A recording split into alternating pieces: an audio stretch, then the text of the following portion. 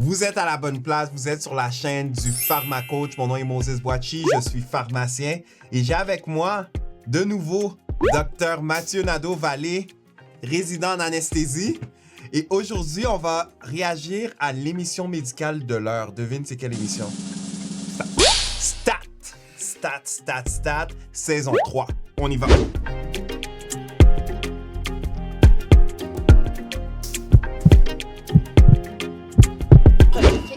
Expliquez-moi ce qui se passe. On va juste attendre à l'extérieur, s'il vous plaît. Oui, parfait. Crise cardiaque, il parlait au policier, on l'a perdu, là. Pour gérer la médication. Il fait une crise cardiaque. Il y a une arythmie, juste attendre un peu. Laissez-nous un petit peu d'espace pour travailler, on a besoin d'espace. Je vais prendre le relais. Okay, on a-tu donné les billes? Oui, on lui donne 1 milligramme à chaque 3 minutes. OK. Là, je t'ai solité. Oui. On va se préparer à le choquer, OK? Let's go, la gang! En as-tu déjà vécu des situations comme ça? Non. Moi, je me souviens quand j'avais mes stages d'hôpital, Ouais. quand il y avait un code bleu, tout le monde courait sauf le pharmacien. Le pharmacien, ouais. tout le monde était interpellé, le pharmacien restait à son poste. Ouais, et c'est puis ça. c'était Ben, un code bleu, c'est un arrêt cardio-respiratoire. C'est aussi simple que ça. Mais à l'échelle plus large, un code bleu, ça peut juste être un appel à l'aide. Des fois, on a des codes bleus à l'hôpital. C'est pas nécessairement que le cœur a arrêté de battre, c'est pas nécessairement que les poumons fonctionnent pas. Des fois, c'est par exemple un patient qui tombe à terre, qui fait une syncope, qui est inconscient puis qui se réveille. Un code bleu, au final, c'est un appel à l'aide. C'est un bouton sur le mur, puis ça appelle une équipe d'intervention rapide d'urgence qui est formée de différents spécialistes, infirmières, inhalothérapeutes, médecins. Toi, c'est quoi ton expérience avec les codes bleus? Beaucoup. Ça doit être stressant. C'est très stressant, surtout les premiers. C'est des grosses équipes. Le premier code bleu auquel j'ai assisté, il y avait probablement 40 personnes dans la salle, donc tu sais pas 40? Mais c'est... Est-ce que c'est productif avoir autant de monde dans une salle? Non, mais dans les hôpitaux universitaires, c'est certain donc c'est une hiérarchie. Moi, par exemple, à ce niveau-là, j'étais juste un externe, donc je ne participais pas au code. Mais quelques années plus tard, c'est moi qui allais faire le code, donc c'est utile qu'on les voit. Il y a des gens qui sont collés au mur. Il y a des gens qui sont des observateurs. Ils sont des observateurs, ils prennent des notes, ils apprennent. Donc c'est pour ça que dans les hôpitaux universitaires, il y a beaucoup de personnes sur les codes. Mais généralement, une équipe de code efficace doit avoir au moins 6-7 personnes. Quand il y a toutes ces personnes-là dans une salle, c'est qui prend le lead? C'est qui mène? Comment les gens connaissent leur rôle pour que ça ne soit pas le chaos? Parce qu'on est formé pour ça. La CLS, il y a une formation qui nous apprend à connaître notre rôle. Quand on est bien formé, en fait, c'est orchestré. Puis on sait ce qu'on fait, puis on le fait rapidement. Puis tout le monde sait ce que tout le monde fait sans même se parler. Le rôle du médecin, souvent il y a un médecin qui va être le leader, donc il va un petit peu donner les ordres. Donc c'est lui qui va garder une vue d'ensemble. Puis ce rôle-là, il est pas hands-on. Il n'est pas en train de mettre un tube dans les poumons, il n'est pas en train de... Lui, c'est lui qui prend les décisions, puis il est à l'écart, puis il regarde ce qui se passe. Après ça, il y a quelqu'un qui masse. Souvent, c'est une équipe, parce qu'on s'est démontré qu'on se fatigue en massant. Ben oui, donc parce qu'ils font des rotations. Ils font des rotations, exactement. Souvent, c'est les préposés aux bénéficiaires qui vont faire le massage. Il doit y avoir une infirmière qui est aux médicaments, qui prépare les médicaments, parce qu'il y a beaucoup de médicaments à donner. Il faut réagir tellement vite, il n'y a pas le temps de penser, là. Ben, c'est pour ça qu'on l'apprend, puis on l'apprend encore, puis on l'apprend encore, puis partout, c'est la même chose qu'il faut faire. Il y a des petites variations, parce qu'en même temps, il faut qu'on pense au diagnostic, puis il faut qu'on essaie de comprendre qu'est-ce qui s'est passé. Mais le traitement, puis l'algorithme est le même. Puis tout le monde le connaît. Tout le monde qui est impliqué le connaît. Donc, on est ajusté au diapason. Il y a même quelqu'un qui prend le temps. Aux secondes, il va dire 3 minutes 2 du début du code, épinéphrine 1 mg. 3 minutes 5. Il y a un script qui vient. Oui, tout à fait. Je fais des attaques de panique. C'est nouveau, ça? Oui, 2 fois, avec les mêmes patients. Dans la petite salle, je pense que c'est la petite salle d'examen qui fait ça. Ben, ça doit pas être juste ça, non? Non, je sais, c'est pas ça, je veux dire. Ça se présente quand je suis dans un endroit clos, c'est ça, je pense. Puis ça se manifeste comment? Tachycardie, sueur froide, l'impression que je vais mourir. Puis ça finit par passer comme... Je respire, puis je me pince le bras. Ça m'aide. Diversion sensorielle, ton corps est préoccupé par autre chose que ce qui te rend anxieuse. Oui, c'est ça que je pense aussi. Regarde, il n'y a pas 36 solutions, il va falloir que tu diminues tes sources de stress. Ah. Isabelle, là, ça nous a tous atteints, là. Mais si tu veux pouvoir l'épauler, l'aider, il va falloir que tu t'occupes de toi avant. Comme le principe du masque à gaz dans l'avion, tu sais. Il faut mettre son masque avant de mettre celui du voisin. Mais il n'y a personne qui dit que si l'avion crache, là, même si tout le monde a mis son masque, tout le monde meurt. Tout le monde. Les crises de panique. Est-ce que tu en as déjà fait? Non. Non? C'est quelque chose qui doit vraiment être invalidant quand ça arrive. Ouais. surtout en tant que médecin. Elle est médecin et ça lui arrive comme en consultation avec le patient. Les gens qui ont des crises de panique, quand ils expliquent qu'est-ce qu'ils vivent aux gens, je pense pas que les gens comprennent tout le temps qu'est-ce qu'ils veulent dire ou vraiment à quel point tu contrôles pas ça. En fait, la façon que je le comprends, c'est une espèce de rush du système sympathique, des catécholamines. Donc, ça mime un peu la réaction d'un être humain qui tombe face à face avec un lion, par exemple. Hein, les pupilles se dilatent, on se met à suer. La tachycardie, c'est le cœur qui bat vite. On se met à avoir peur pour notre vie. Mais qu'est-ce qui se passe si cette réaction-là du lion se met à s'activer au hasard dans notre journée, sans qu'il y ait un lion? Puis c'est là que ça devient un trouble. Mais souvent, il y a un déclencheur pour les crises de panique. Moi, je me souviens, il y a une patiente qui me disait que c'est à chaque fois qu'elle conduit. C'est pour ça que la conduite automobile à Montréal, elle a ce bien à Montréal, elle a des crises de panique. Est-ce que c'est une phobie, peut-être? Ça serait quoi la différence? Une phobie, c'est une peur irraisonnée de quelque chose. Par exemple, conduire. Non, elle a raison d'avoir peur de conduire à Montréal. Avec tous les travaux. Mon Dieu, parle-moi en pas. Certaines personnes ont des crises de panique, puis ça survient comme ça. Comme ça, hein? Sans qu'il y ait Sans qu'il y ait d'éléments déclencheurs. Puis il y a même dans le DSM-5 ce qu'on appelle le trouble panique. Puis ça peut devenir vraiment invalidant. Quels sont les remèdes? En fait, c'est probablement des traitements symptomatiques.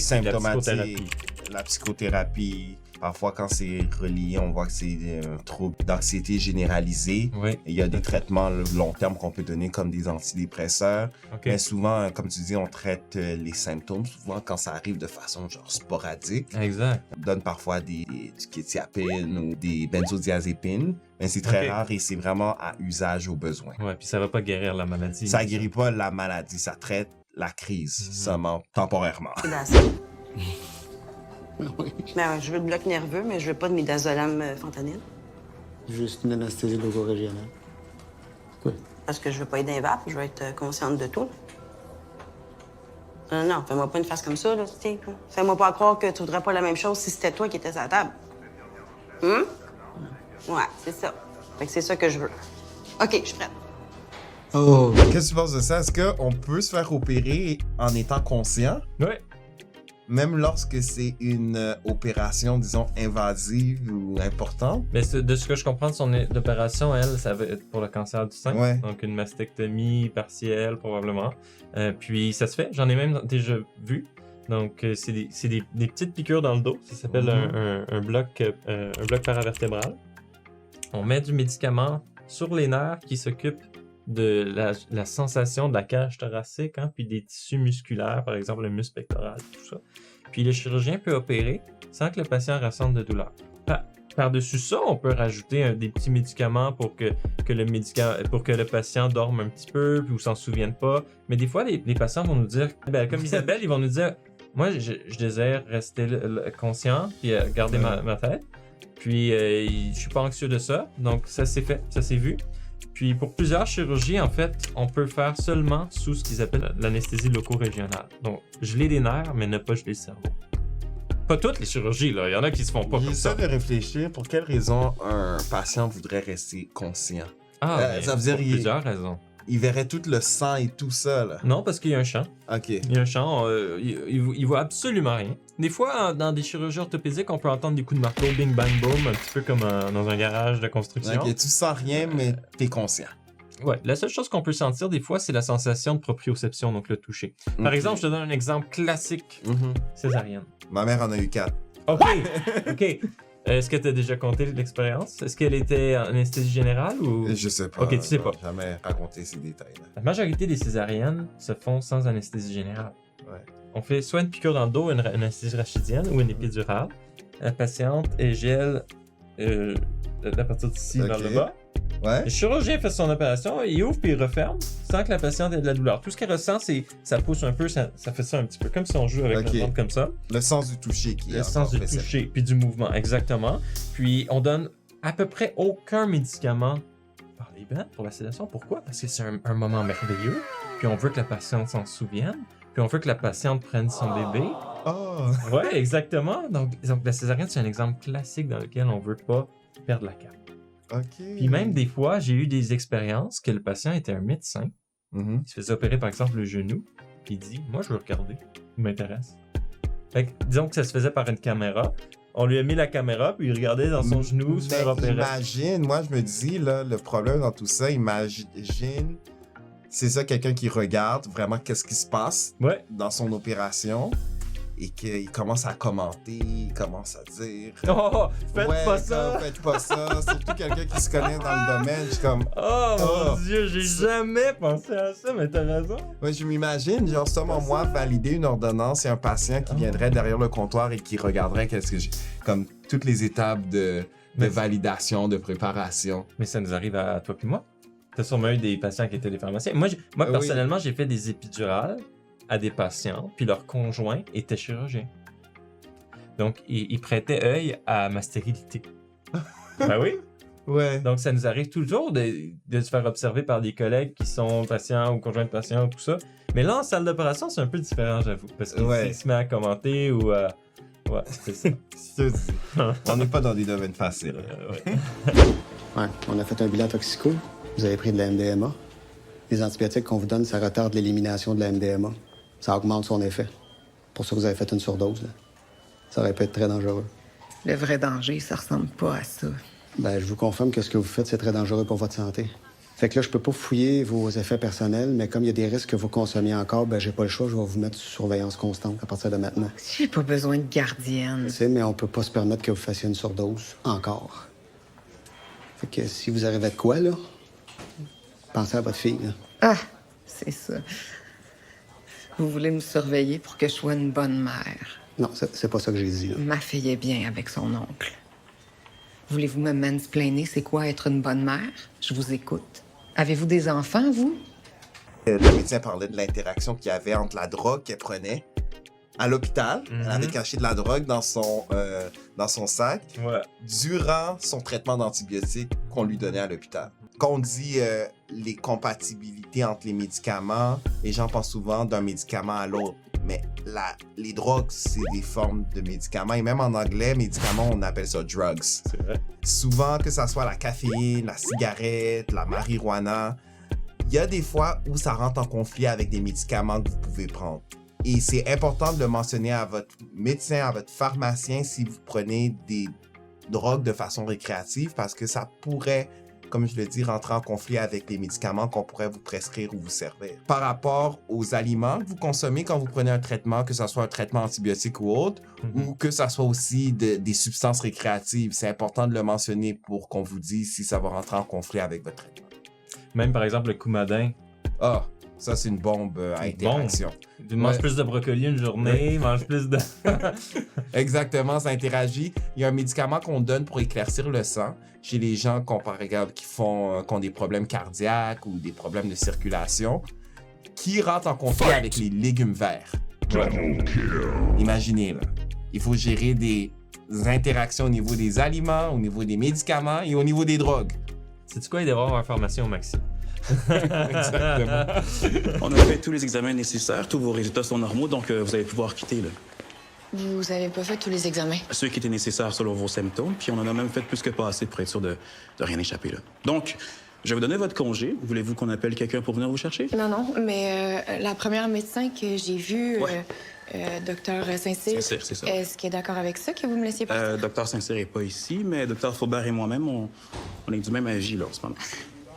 C'est rendu ça, le système de santé. On attend pendant 14 heures pour voir un médecin, puis quand c'est fait, on trouve pas ce qu'on a, puis on nous relâche dans la nature.